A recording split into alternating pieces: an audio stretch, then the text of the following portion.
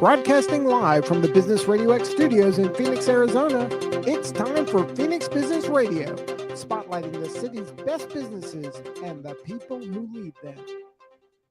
Hello and welcome to Phoenix Business Radio, broadcasting live from the Max 6 Entrepreneurial Center. Wow, that's a tough word to say after I've said it 1,000 times. Entrepreneurial Center right here in Tempe, Arizona, where we help build businesses and connect you with the right people.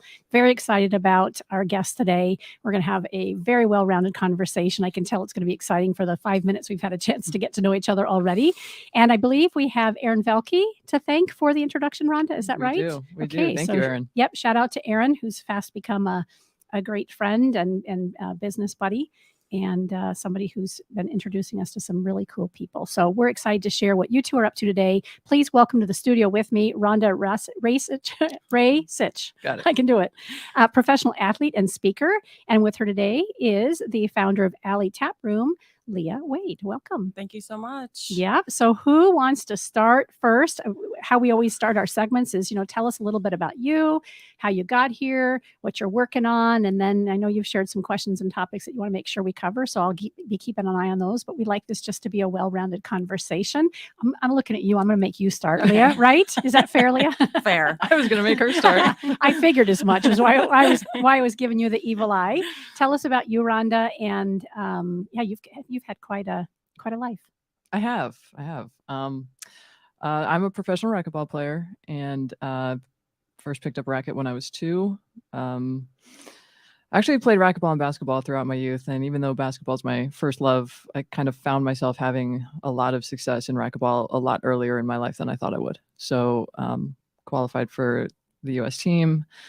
Younger than I thought I would, decided to jump onto the pro tour, see what I could do with racquetball when it wasn't kind of, my side thing next to basketball, and ended up making the finals of my first ever U.S. Open, finished my rookie season ranked number 3 in the world. And I decided, I could do this for a while. So been at it, taking a bit of a hiatus this year though, to really focus on, I'm writing a book, and also my speaking career. I've actually been doing speaking throughout my athletic career. But everything just kind of fell into my lap, and it was something that I enjoyed, and I knew that I wanted to pursue it at some point. It just sort of never seemed like the right time to put that time and effort into it, because it's, it does require, as much focus as competing. And at some point I kind of decided like, oh, I know, I'll try to get speeches scheduled in the cities that I have tournaments in. I'll just spend an extra few days. And that was a great idea. And I was never able to execute it. So now I'm actually just taking a little time out from the tour. I am still on the USA team, and I will continue to compete for Team USA this year in our qualifying events to make the team for next year, and also in our events that I already qualified for this past year. So still competing, but taking a break in order to put more time and energy and focus into actually developing the speaking career at the level that I'd like to be at. And write the book, of course, because that doesn't happen overnight. Yeah, tell us about the book. So the book, I have to give this beautiful being credit for coming up with the title. Well, it was really you. When you used those words, I did. It never occurred to me that should be the title. But I think it's extremely suitable. And you're going to tell us. You're going to make us. I'm going to keep you in suspense. So the title is going to be "Never Off My Feet," and that is directly correlated to an attack that I was violently attacked in Hermosa Beach in 2008. 2 guys with brass knuckles blitzed me from behind. They shattered the right side of my face. My eyeball almost fell out. Had to have facial reconstructive surgery. And then 6 weeks later, I went to the World Championships in Ireland and won without losing a single game. I couldn't even eat solid food yet. So we can talk about that story later. But there's a little intro into a little sneak peek behind the curtain for where the book's going to go. Okay. Wow. Well, that took a radical turn. It did. It took a hard left, didn't it? And it needed to, clearly, because it's what your experience has been and what has led you to where you are today. Correct. Leah, yes. If you'll introduce yourself, I'm going to have you come up on that microphone a little bit more as well. Yeah. And tell us about you. And then how do you fit into this picture with Rhonda, in addition to the other one listening so intently to your friend and saying, gee, I think this ought to be the title. Right. Well, I was a professional dancer and acrobat actually, for most of my life. My first professional gig was when I was 16. I was leaving high school early to perform in a show in a theme park in Memphis, Tennessee. So I've been a dancer and acrobat pretty much my whole life. And then moved to Vegas when I was 21. And then, worked professionally for many years. And then at some point, I was like, okay, I can't, do this forever. Unfortunately, your body just won't. So I finished my degree, but living like a 9 to 5 life was never super appealing to me. So I started bartending as until I figure out what I'm going to do job. And I made such a good living at it, afforded myself, a lifestyle by the beach in California and traveling internationally. And I, started supervising major events like the VMAs, catering for the VMAs. And I just ended up staying in hospitality for many years. And then when COVID happened, I lost both my jobs. I was working in 2 different music venues and I lost both of my jobs. And I already knew that I wanted to start my own business.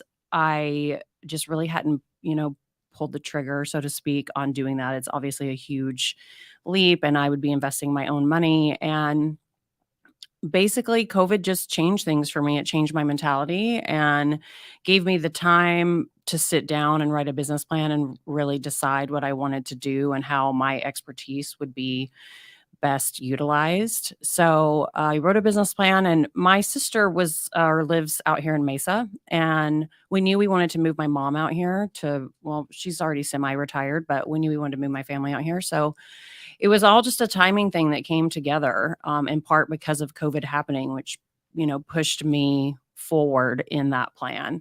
So I moved to Phoenix on November 4th. I just had my 2-year anniversary here on November 4th of 2020. Wow. We moved my mom out here a year later, and I've been, I developed my concept, Alley Tap Room, and I've been looking for a space to lease basically for about the last year. It's been hard. When Rhonda and I talked pre-show, that's what you were speaking to, that she's all ready to go. Everything is in place, just needs the space. Yes. Yeah. And we talked about the possibility of having you guys on, once you land in the space and getting ready to launch. And I said, well, come back and do that again. However, let's let the Phoenix business community know that you're looking for a place and how this partnership is all coming together so that we can help you find that location. Yeah. Yeah. Exciting. I haven't been, apparently I was not the only person with the idea to move to Phoenix and start a business. Really? I really felt like I was going to be the only one in my mind. So the inventory, building wise is just not there. I thought with COVID, there would be a lot of empty spaces. I believe at one time, I know Phoenix statistically had the largest number of businesses who had not reopened post-COVID. But for whatever reason, that hasn't manifested in being this, huge inventory to choose from. There's very little out there. Yeah. Where specifically? What do you have in mind? Downtown, uptown, midtown, between the 7s, 7th Ave, 7th Street, is, where I'm primarily looking. But I recognize due to, my liquor license has, I only have until October of next year for my liquor license. So, at some point I may have to venture outside to other areas. I just feel like demographic wise and based on my concept, it makes more sense for me to be in a more progressive area, which is, downtown Phoenix. Yeah. Love it. Now tell us how the two of you connected. I used the word friend earlier, and I got this very sweet note from our producer who said her partner. So I know that. I want our listeners to know that as well. Thank you, Daryl, for that. How did you two connect? What's the magic and synergy here? I know that you had used the phrase for me, you're becoming this power couple, which clearly that's evident. So what's the story? You both can interact and tell the story. She winked at me. I mean, that's really all it comes down to. I did. Is she winked at me. And there's some debate now about whether the wink was intentional or like a spasm from her face from the reconstructive surgery. So we argue about that. But at the end of the And I day, said nervousness, but it wasn't that. It was either just a physical thing that you couldn't control, Rhonda, or Oh, no. intentional. It was intentional. And then when she called me on it, I was like, no, that was a twitch. Happens all the time. That was definitely intentional. And that And this as soon as I did it, I was like, what did I did she do? see that? Did she see that? Did I do that? Or did I think I did that? It was just this mortifying walking away like, oh, is that Uh-huh. good or bad? she winked, Turned out to be great. or winked, intentional or not, and I gave her my number, and then there was a coffee date in there. It wasn't a date, a meetup, There was a coffee. Yeah. a sharing of coffee Yeah. that we will not call a date. And then several conversations, lots of talking on the phone, and Because at the time you were, well, and you still are part-time in LA, yes, and yep. you're here. Correct. Yeah. So this had to be long distance, and still kind of is. At the moment. Yeah. At the moment. Yeah, I Yeah. have been in But- LA for the last month. Month and a half. But I'll be Yeah. back at the end of November. So I'm I really just in my mind, I'm going to sign a lease before the end of the year. Well, That's I just really what want I to keep help putting you out do there. that. Yeah. Amen. Yes. Yes. So good. Yeah, I'm actually home. I've been working the Harry Styles shows in LA, which he's got like, That I don't has think to be. he- That has to suck. well, it's 15 nights. Oh gosh. And he got sick, so he canceled 4 shows is essentially why I'm here. So Oh. I just came back really quickly, and we got in night before. Night before. So it's just been I haven't been home in literal weeks, so it's been so nice just to sleep in my own bed. And I'm gonna see my mom for the first time later. We're gonna leave here and go straight to my mom's Good. house, so it's been really nice. And then I'll fly back to LA on Wednesday. Yeah. So I want to hear about the concept for the tap room. Of course, I want to hear more about the book and what kind of speaking gigs are your favorite and who we can get you in front of, all that. So maybe we start with that. Oh boy. You already talked a little bit about the book. Can you take us? We kind of did this abrupt stop after you said that you were brutally attacked. And I feel like it would be remiss if we didn't go back to that. So to the degree that you're willing to talk about it, and I'm guessing that you are because you're writing a book about it and it's become part of your speaking, correct? Correct. Yeah. So tell us about the book. Who is it intended for? Where is there healing in it for you? I don't actually feel like it's not a traumatic experience for me. It's not something that completely upended my life. It's just something that happened. If anything, I gained more from that experience than I lost. I have no, no triggers talking about it whatsoever. I'm happy to discuss it. In the interest of time, I will give you the elevator version. Yeah.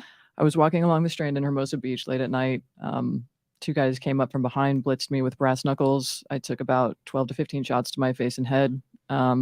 And I kind of turned around and squared up. And, you hear about fight, flight, or freeze, and I did none of the above, but I feel like whatever you would label that, it should start with the letter F as well. But I didn't scream. I didn't cry. I didn't run. I didn't call for help. Of course I wanted to hit back. Like once I turned around and squared up and the hitting stopped, I wanted to hit back, but instead I was just sort of micro evaluating every nanosecond to make sure that, oh, okay, do I need to defend myself or not? But I'm not going to escalate this if I don't have to, because as soon as I turned around, my immediate thought was, I have Worlds in 6 weeks. I don't want to break my hand on one of their stupid faces and not be able to hold my racket and go play for my country. So I intentionally chose not to hit back if I didn't have to. There were some words, I think that they were, I guess, a little surprised that I was never unconscious. I was never off my feet. I was never on the ground. Later on, the police would say that probably saved my life because that's just such an unexpected reaction after taking those hits. And I'm not going to say I wasn't, in some kind of, adrenaline shock, but, being able to have that presence of mind of what the situation is and what it's not. I mean, that very first hit, I remember feeling like my face just shifted this way. Like everything over here was now over here. And it did. It did. I mean, it did technically. Yeah. But it was less, not, I don't remember the feeling of a sensation of pain, but I remember the sound. I remember the sound that it made, feeling my bones crack and move. And before I could actually finish processing what just happened, the next shot came from the other direction, and then just kind of back and forth between the two of them.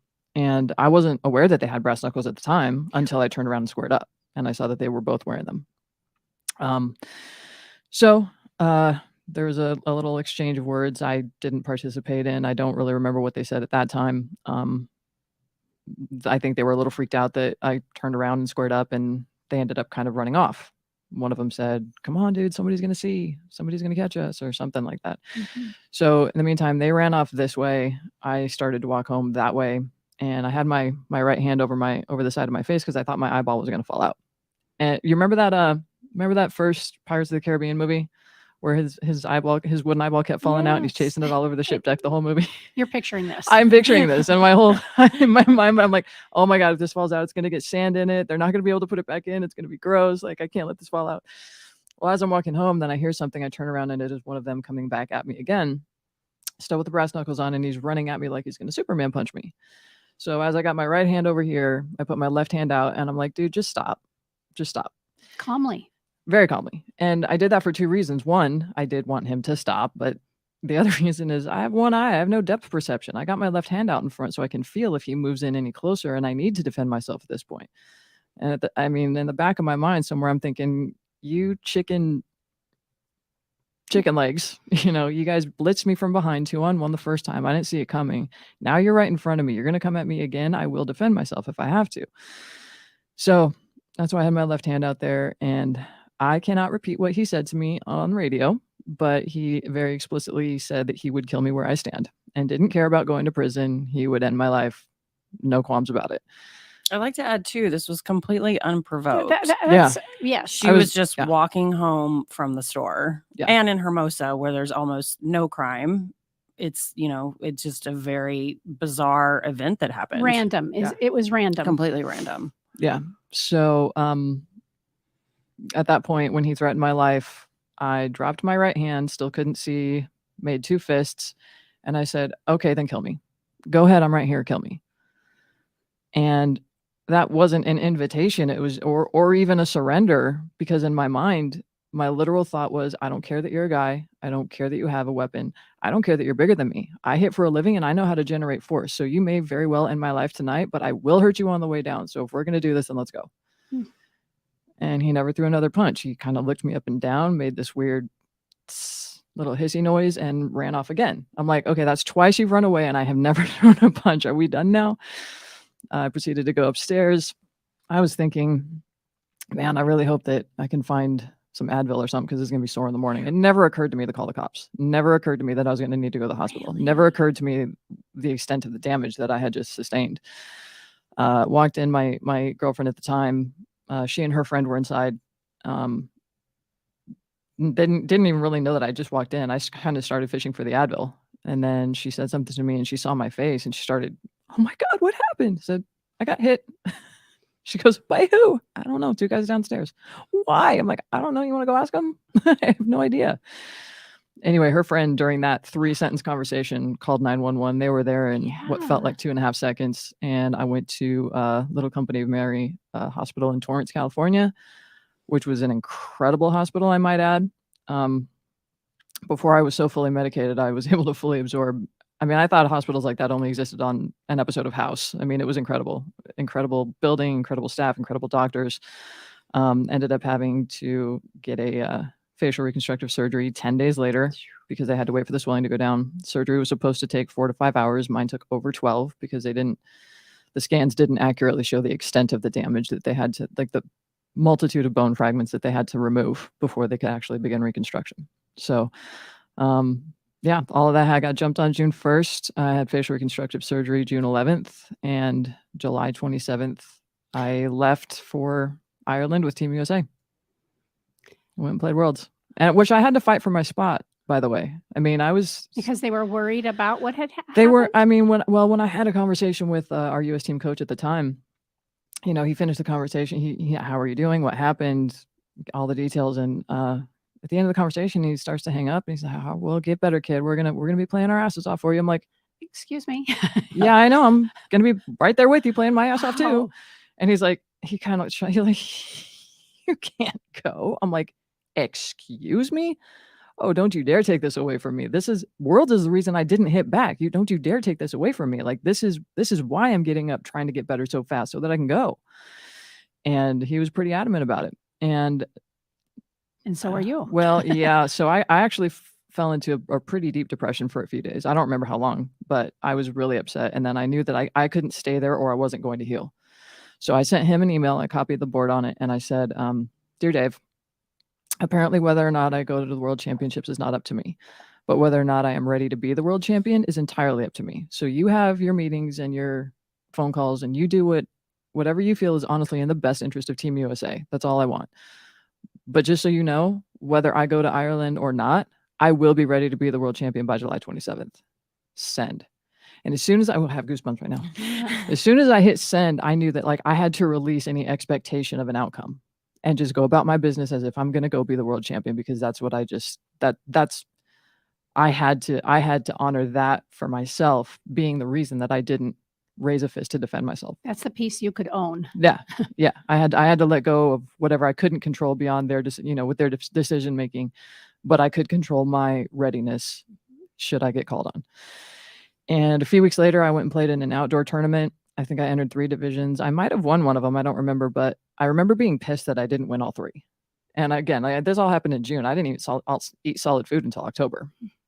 But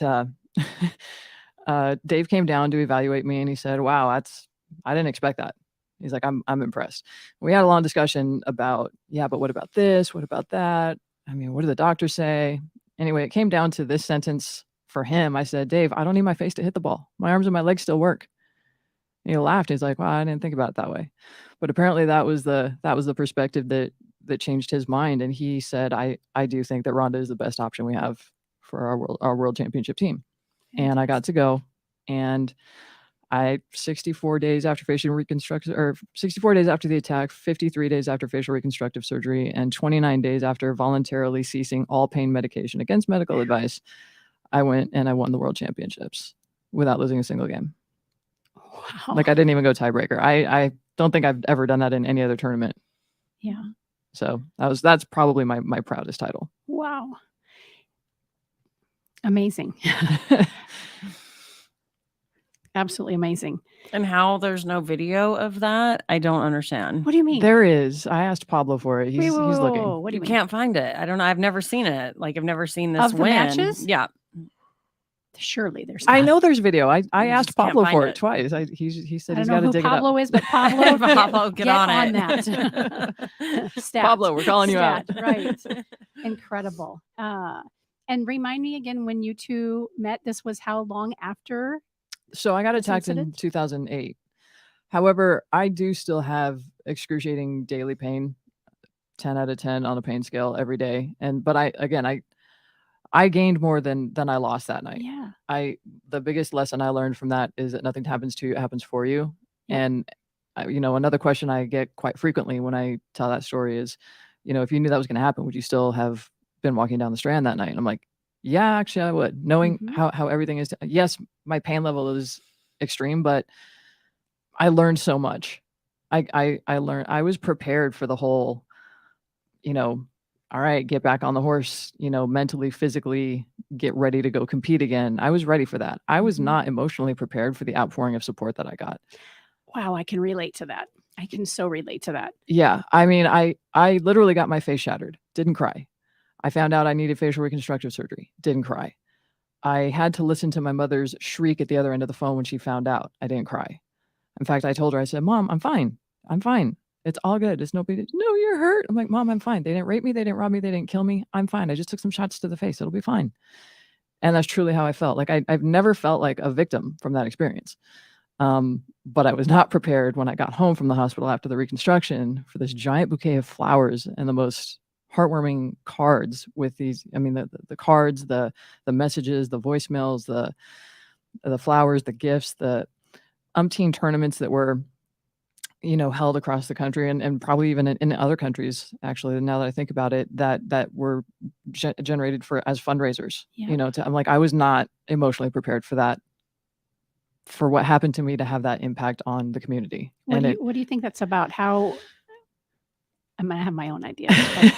But, I think that, I mean, racquetball, I mean, really, how many of your listeners even know that there is a professional racquetball tour, that there is a I was U.S. gonna team? admit that at some point. Yeah, and right. I mean, I had to me, racquetball was an 80s sport, and I was super glad we had it at the high school.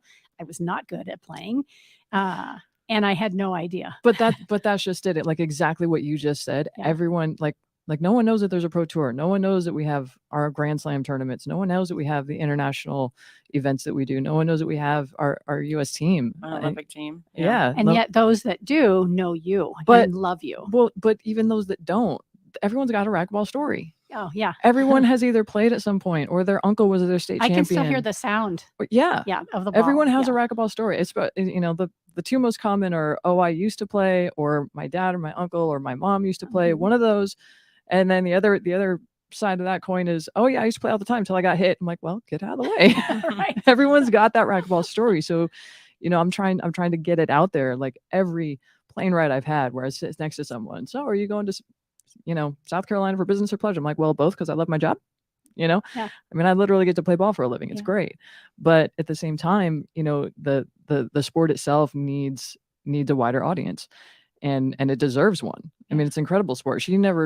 I don't even know if she knew what racquetball was before we met, let alone that there's an international Let's give her some team. credit, Leah. Did I you? knew that there were courts that a sport called racquetball was played involved a on. racket Thank and you a very ball. much, and a But now- person. Yeah, but Or two. but now she's hooked. I mean, it is engaging. Oh no, I am more She like watches into more, it yeah. than she is. I mean, I give her the updates on, because she's not playing the tour really right now, and so I'll watch the matches online and say, oh my god, so and so beat so and so today. I'm in the forums, I'm in the groups online. I I'm love like it. heavy into the racquetball She's now. in deep. Yeah, it does it, and it deserves that attention. It deserves that audience. It's such an athletic game. The stamina is just incredible, how fast the game is. And I mean, I consider myself a fairly athletic person. I've raced triathlons and done really well. I grew up in sports. I was an acrobat and a dancer. So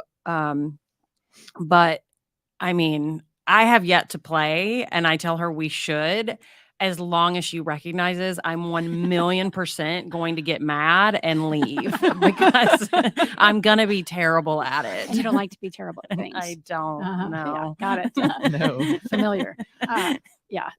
I have so many relatable things, but it's not my job to tell you all the things that are relating in my mind. I'm just thrilled that I can make these connections. And by the way, I would imagine as you're standing on stage and speaking to people, or even in this case, it's streaming right now on your TikTok and on LinkedIn from our page. I get to be only a handful of feet away from you, and you're beautiful. And I'm looking for evidence of this incredible tragic experience, and they've done an amazing job. I don't know what you look like beforehand, but did they do a great job? Yes. Yeah. They did. She claims there's a difference and tries to show me older photos. Yeah. And I guess when she points it out that you can see a difference, but no, I mean, they did an incredible job. And she forgot to mention so the attack was in 2008, but she had another surgery in March of last year, and now she's slated to have yet another one, because she's just in constant pain, and they're trying to figure out what screws and plates they can possibly remove to try to alleviate some of her pain. Right. So it's not like it happened in 2008 and she had surgery and Done. now it's just over. I mean, it's something that she'll deal with for the rest of her life. Warren's asking, were these two men caught? Not No, ever. No, and they didn't even by her accounts, the Hermosa Beach Police Department did not seem to care. They didn't even come to interview me about it until 2 weeks after it happened. They called, so 911 ambulance came, got you to the hospital. No police report at the hospital. Nope. I think that there wasn't a police report. Not at the hospital. I mean, she was, willing to do the sketch artist thing, and they were like, they said not no. interested. They didn't go to the convenience store that she had gone to, and the men had also gone to, who had video footage of the guys. They never went to the convenience store and talked to the clerks, the owners, none of that. Found out from the guys in the convenience store that they had gone in there the following day and were bragging about it. And they had their faces on camera and everything. And they're like, oh, that was you?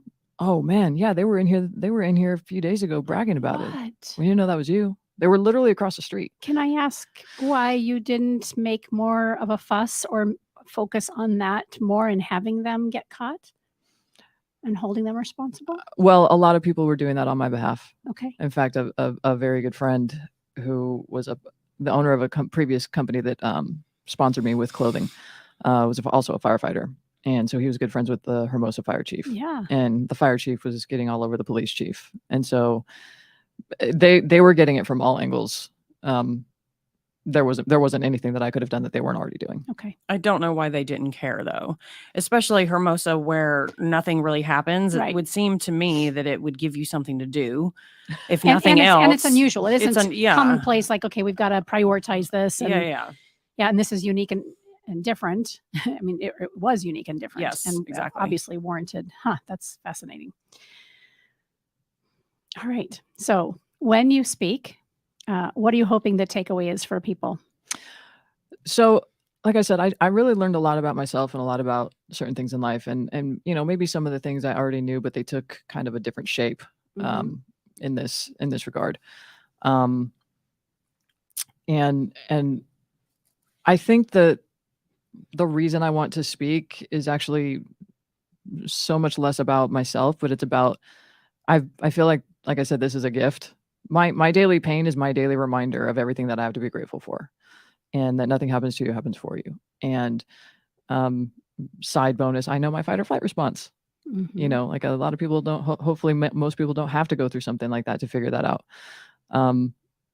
Apparently, I was okay with my life ending that night when it very well could have. In fact, when I hit the winning shot at the World Championships that year, I fell to my knees in tears for the first time because my immediate thought was, I'm not even supposed to be here. Not just that they weren't going to let me come play, but in addition to that, I could have died 7 different ways that night, and I'm still here. And so I feel like there's a reason I'm still here, and that is to use this experience, this new platform that I've been given to help people. And I've got a couple of different examples of that really hit me profoundly. Like I said, I've been doing speaking my whole athletic career, but then when this happened, it just gave me another thing to speak about, where it's less about the professional athlete experience. It's more about the human experience of, we all go through stuff. We all have mountains to climb. We all have bad things that we need to find a way to get through and learn from and grow and be stronger and better. So for me, one of them was speaking to a school full of kids where it was one of those schools where it's kind of like the last stop before the system gives up on them.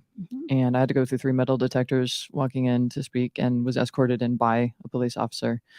And a flood of kids came into the gymnasium, sat on the floor, and they couldn't even pay attention enough for the administrators to introduce me. So I actually asked the police officer, I said, go get my racket and a ball real quick. They're like, what are you gonna do? I'm like, just go get my racket and a ball out of the police car. You can't hit a ball in here. I'm like, I'm not gonna hit it at anybody. Go get my stuff. So they did, and I just kind of waited for a minute, and I could see them looking at me, wondering what's going on, and then just without warning, I just cracked a backhand as hard as I could against the side wall, anyway. away from everyone. There's no chance it was going to go towards anyone. Right. Hit the wall, came right back to me, and caught the ball, turned around, dead silence, pin drop. I'm like, go ahead, principal. So and they got to introduce you after that. And then they were able to, they were kind of locked in. And I basically just told my story that I just told you about the attack, and how I healed, and how I moved on from that, and what I learned, and what that has meant to me, to that. And this is years later. It's like 2, 3, 4 years later.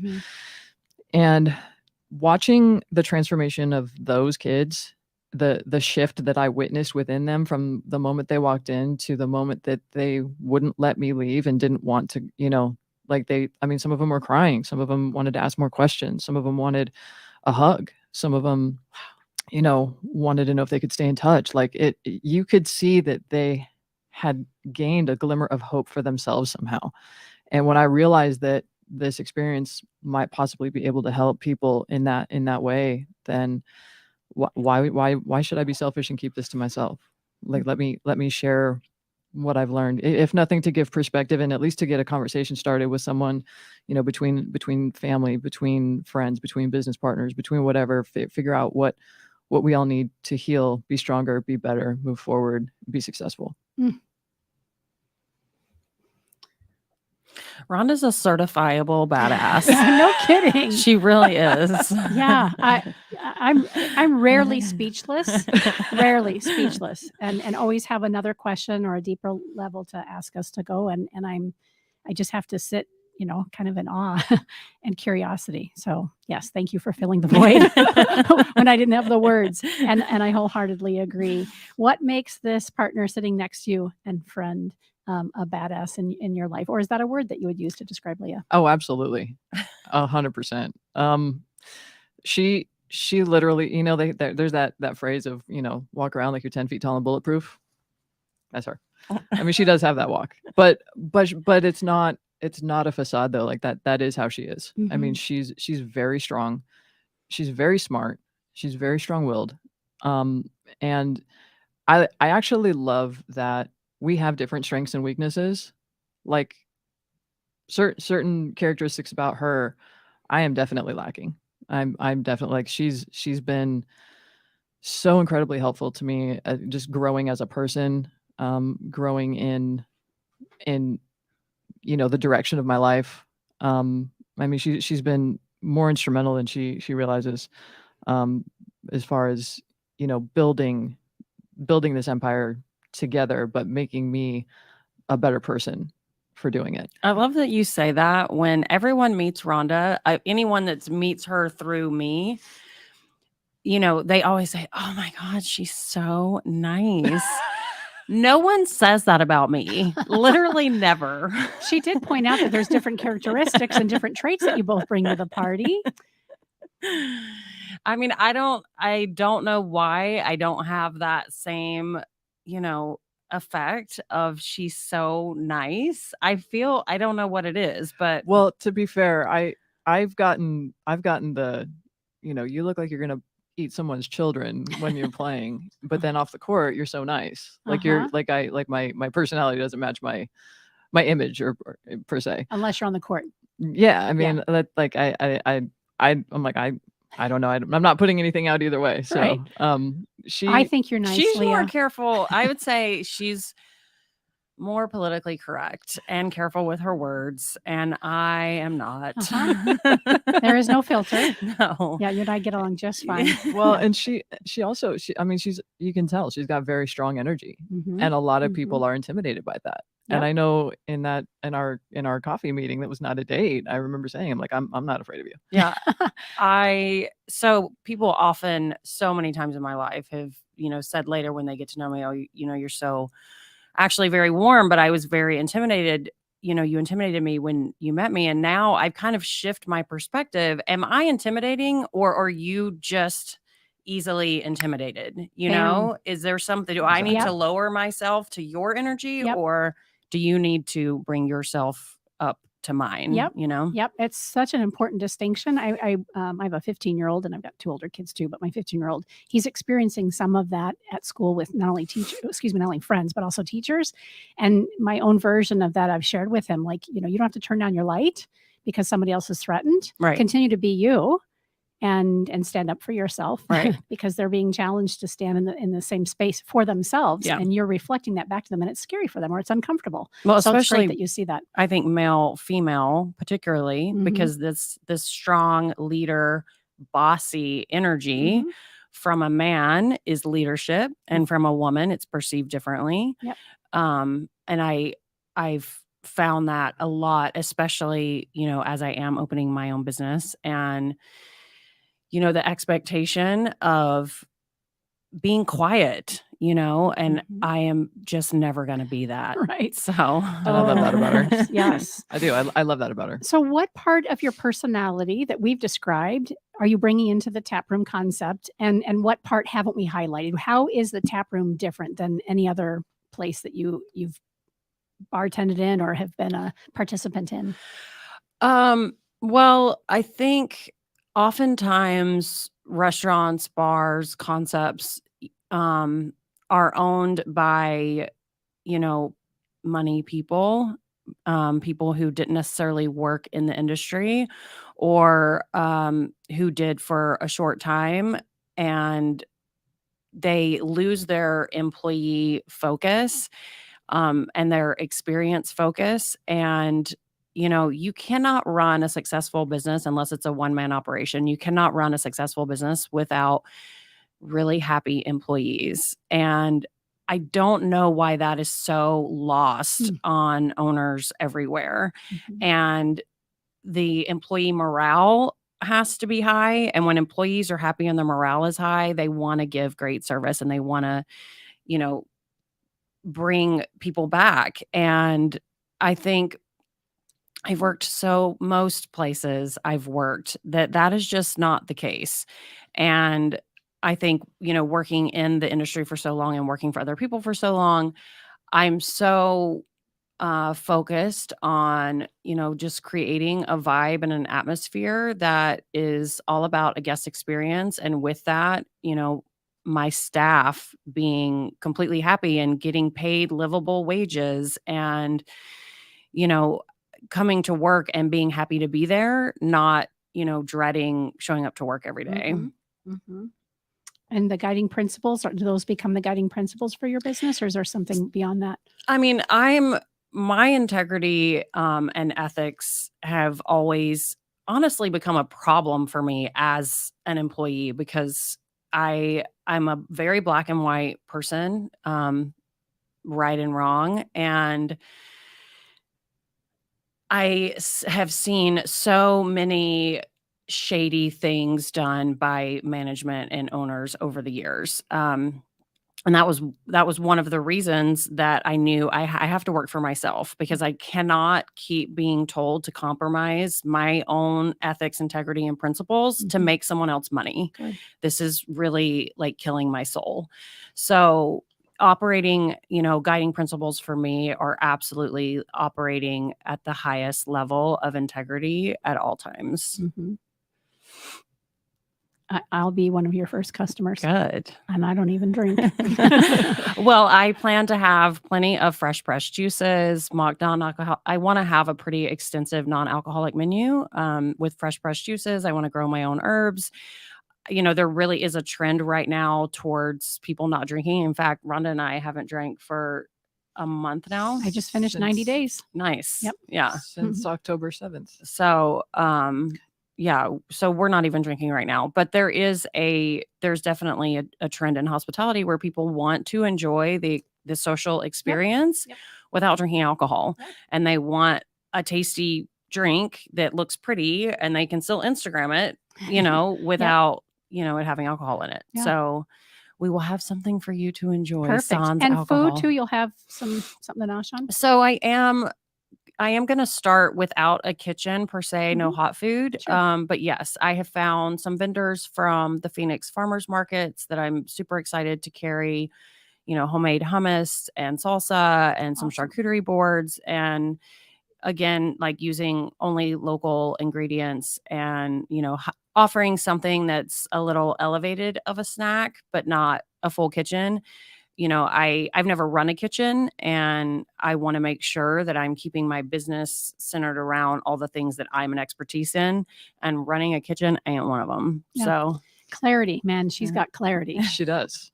Very clear. And and obviously you are too. It's just a slightly different version of that, which is really super cool to see that thread. I interrupted you. Were you going to say something? Oh, I just wanted to throw in there too. The entire concept of Valley Tap Room is entirely local everything, locally sourced, the small bites, locally sourced beer and wine, locally sourced artists, locally, like everything is meant to be, reflection of local Phoenix and Arizona culture, and to give back to the community, to give back to those smaller businesses, to give back to our area. Well, what's so great about that conversation is it goes back to what you and I talked about when we introduced ourselves to each other by phone, and also our green room conversation. Daryl just yesterday went to the Arizona Fall Festival, which is what Local First Arizona put on. And I know we talked about having you consider becoming members.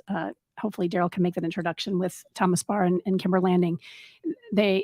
They'll totally appreciate and embrace what you're doing, get you those great introductions that you may not already have. Clearly, you've got some connections.